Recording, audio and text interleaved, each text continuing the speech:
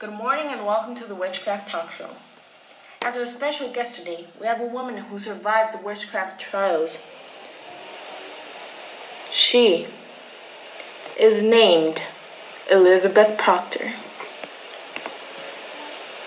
Good morning, Elizabeth. Good morning. So, this is how the interview is going to go. I'll ask you a series of questions that were collected upon the people's choice, and you will have to answer. That's perfect. Okay, so first of all, the first question, the most voted one, was, why didn't you confront John Proctor, your husband, about his affair with Abigail? Instead, you waited until he decided to tell you. Why is this? I didn't confront John about his affair with that child, Abigail Williams, as soon as I knew, because at first I was trying to convince myself that it was not true. It couldn't have been true. Then, when it was confirmed, I was afraid to confront him because I feared he would leave me because of it. That's why I waited until he decided to tell me. Elizabeth, do you still have a conflict with Abigail because of her affair with your husband? I have not spoken to that child ever since I was completely convinced my husband had committed adultery with her. She is an insane child. I am convinced that she is not on her right mind.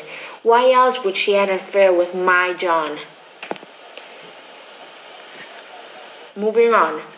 Did you lie during the trial, other than when you were trying to protect your husband by denying his affair with Abigail? I did not lie during the trial.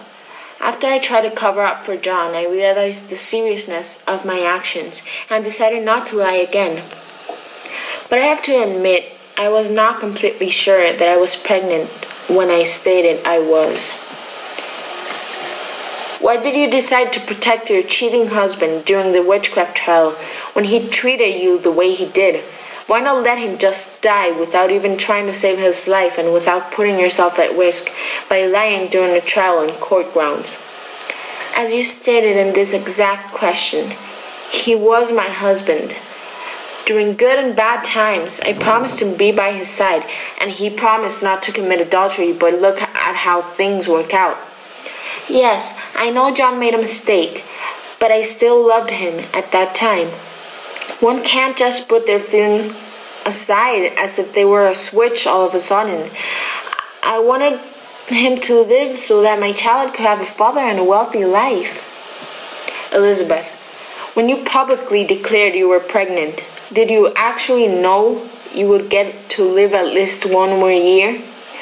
I knew that the court would have to rethink their sentence, since a new life must always be respected. What I did not know was that I would get to live for more than a year, since after the baby was born, the whole witchcraft dilemma kind of drifted away. On the same topic, Elizabeth, were you actually pregnant when the court was on duty, or did you lie and then impregnated yourself? Honestly, as I stated before, I'm not so sure that I was pregnant then, but I had to make sure I would be during the next months at least so I could show. So I made sure I was. Okay. Were you informed that Abigail Williams drank blood with the goal of killing you in order to take your place in your husband's heart and life? Why did you keep calm about this? Did you ever feel threatened by her witchcraft directly towards you? I knew about this. After all, rumors travel fast.